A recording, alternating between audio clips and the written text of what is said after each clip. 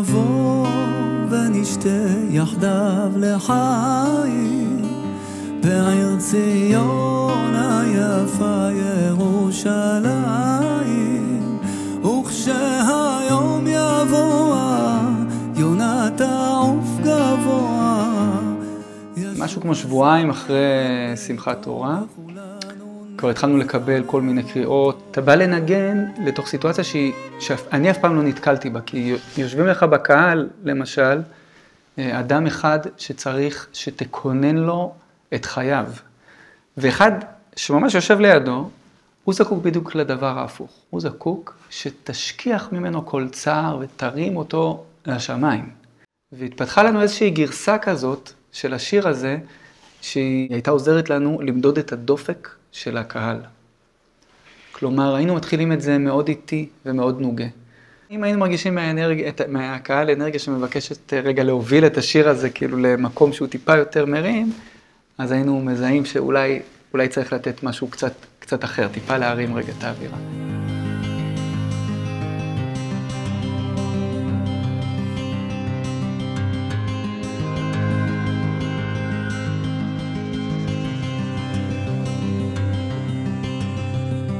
הגענו לנגן בעצם במצפה גבולות, מקום שהיה אמור להתקיים שם פסטיבל אינדי נגב, והוא הפך להיות שטח כינוס. עכשיו כל הבמות מוכנות, הברים מוכנים, הפופים וכל השטחי רגעות מוכנים, אתה מגיע לסיטואציה שנראית כמו פסטיבל, אבל זה בעצם שטח התכנסות של חיילים רגע לפני שהם נכנסים לעזה.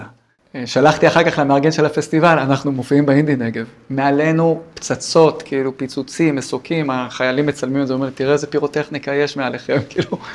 זה גם עוד לא עיכלנו את הסיטואציה. זה היה באמת. אתה רואה גם חיילים על מדים, יושבים על פופים, וזה מרגיש הכי פסטיבל בעולם, אבל זה רחוק מלהיות פסטיבל. באחת השבועות שניגענו לשבעה של חייל שנהרג בגיל 30, עם 5 ילדים, ילדה אחת בת 4 חודשים, והגענו לנגן שם לבית האבל. וכשסיימנו לנגן, אז אשתו באה אליי, והיא אמרה לי שעברו 3 ימים מאז שהוא נפל, והיא עוד לא בכתה, אמרה, כולם מסביבי נהרות של בכי, ורק אני לא בוכה. ורק עם הצליל הראשון של הקמנצ'ה בעצם הצלחתי לבכות. פתאום הבנתי את התפקיד של המקוננים בתוך הסיטואציה הזאת. בסיטואציה כל כך קשה, לפעמים אתה לא מתחיל את תהליך האבל, כי זה אומר שהודית בזה שקרה משהו. הבכי מאפשר לתהליך להתחיל, לתהליך האבל להתחיל, ואיתו גם תהליך ההחלמה שנמצא ודאי גם בסופו.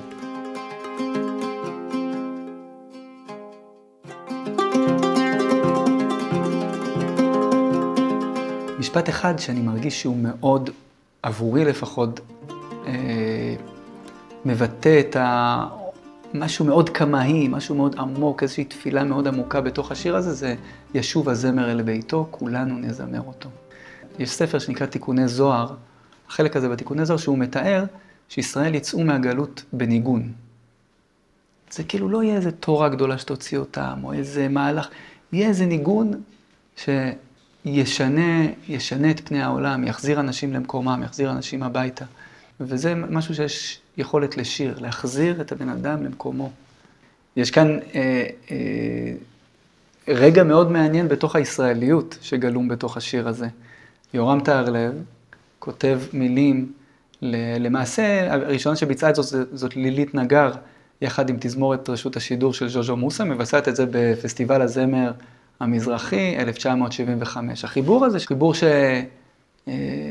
הוא מראה שהחיבורים האלה נטועים אצלנו בתוך החברה, הם היו כבר. אנחנו באמת רגילים לחשוב על התנגשות של תרבויות, או על התנגשות של סוגים שונים של ישראליות. משהו בשיר הזה מראה מה קורה כשזה לא התנגשות, כשזה סקרנות של מפגש. בכלל, כאילו יש איזו תופעה מאוד מעניינת, זו תופעה של מעל עשור, שככל שהקרע החברתי הלך והקצין, בתוך העולם המוזיקלי הלכו ונעשו חיבורים יותר ויותר ממרחקים יותר רחוקים, כאילו החיבורים הלכו ונהיו יותר מעניינים, יותר קיצוניים, יותר, כאילו נתנו למוזיקאים לראות את המהלך התת-קרקעי שאולי קורה אצלנו. לפעמים באמת המהלכים האלה פורצים והופכים להיות על הקרקע, זו התפילה שלי. אנחנו לפעמים צריכים מישהו שיבוא להגיד לנו, מישהו עם פרספקטיבה רחבה, שיגיד לנו שעוד יום יבוא ונשתה יחדיו לחיים. מישהו שיחזק לנו את האמונה שיש לנו את הכוח להביא את היום הזה.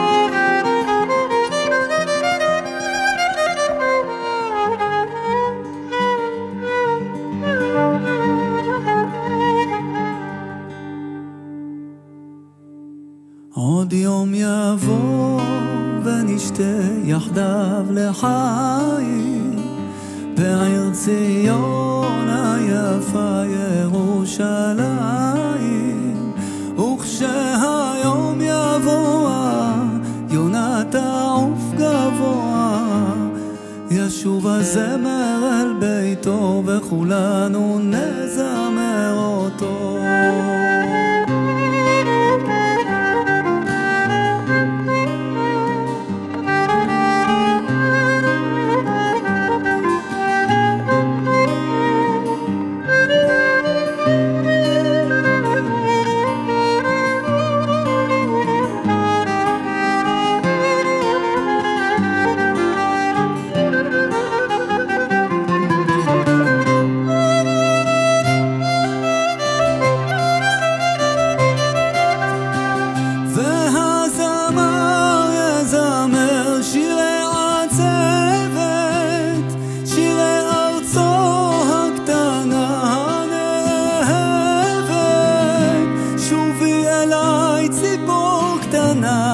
ושירי לי המנגינה, עוד יום יבוא ונשתה יחדיו לחיים בעיר ציון היפה ירושלים, וכשהיום יבוא יונה תעוף גבוה, ישוב הזמר אל ביתו וכולנו נזמר אותו.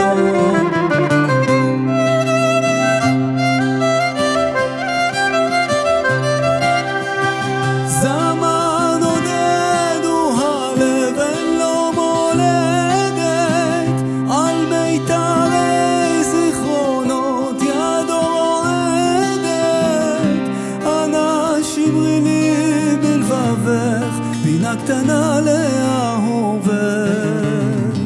עוד יום יבוא ונשתה יחדיו לחיים בעיר ציון היפה ירושלים, וכשהיום יבוא יונה תעוף גבוה, ישוב הזמר אל ביתו כולנו נזמר אותו.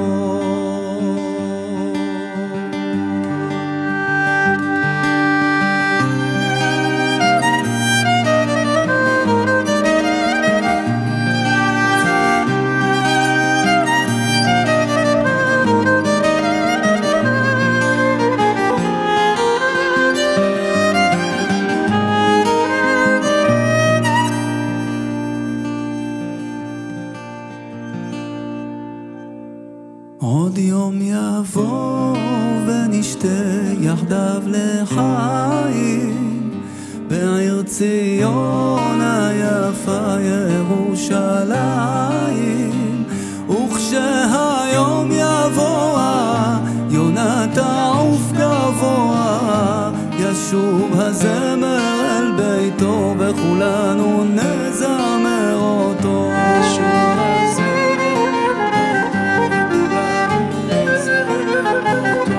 ישוב הזמר אל ביתו כולנו נזמר